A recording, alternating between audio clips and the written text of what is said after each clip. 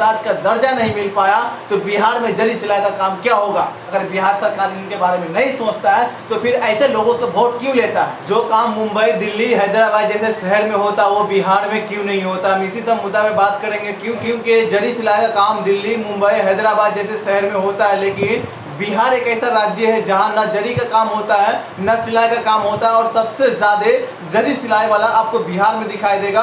और हर प्रदेश में आपको सबसे ज़्यादा बिहारी प्रवासी मजदूर मिलेगा जो जरी का काम करता है, जो सिलाई का काम करता है, लेकिन उनको अपने ही बिहार में ये काम नहीं मिलता है, जिनके कारण मजबूरी में उनको अहमदाबाद जैसे शहर में, मुंबई जैसे शहर में आना पड़ता है। लेकिन बिहार सरकार अभी तक उनके बारे में नहीं सोच पाया और क्यों नहीं जरी सिलाई का काम होता है। अगर आप जान लेंगे तो आप हैरान हो जाएंगे, क्योंकि बिहार एक ऐसा राज्य है जहां कानून व्यवस्था का अपराधी को कोई खौफ नहीं है।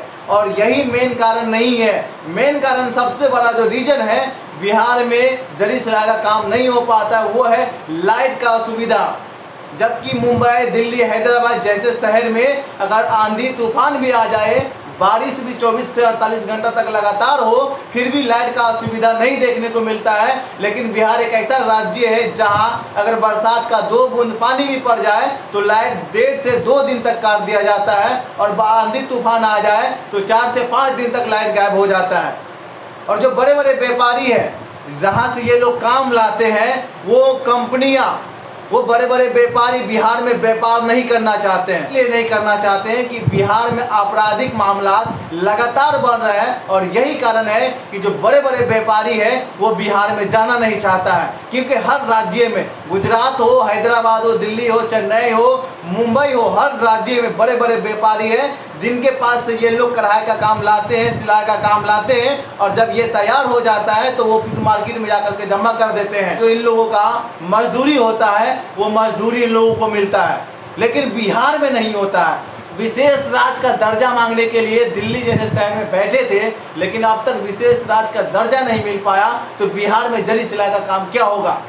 क्योंकि जब इलेक्शन का समय होता है तो प्रवासी मजदूर जो बाहर रहता है, जो दिल्ली, मुंबई, हैदराबाद जैसे शहर में रोजी रोटी के तलाश में आता है, रोजगार के तलाश में आता है, वही लोग सत्तेधारी लोगों को वोट दे करके सत्ता में लाता है। लेकिन वही सत्तेधारी मजदूरों के बारे में, जो प्रवासी मजदूर हैं उनके बारे में नहीं सोचता है। और यही कारण है कि बिहार एक ऐसा राज्य है जहां आपको जरी सिलाई का काम बिल्कुल नहीं मिलेगा। क्योंकि यूपी में भी जरी सिलाई का काम होता है लेकिन बिहार में नहीं होता है। बिहार में तीसरा सबसे बड़ा कमी जो ट्रांसपोर्ट का कमी है, वो ट्रांसपोर्ट का भी कमी अब तक दूर नहीं हो पाया, क्योंकि बिहार में भ्रष्टाचार है और बिहार में आपराधिक मामला लगातार बढ़ रहा है।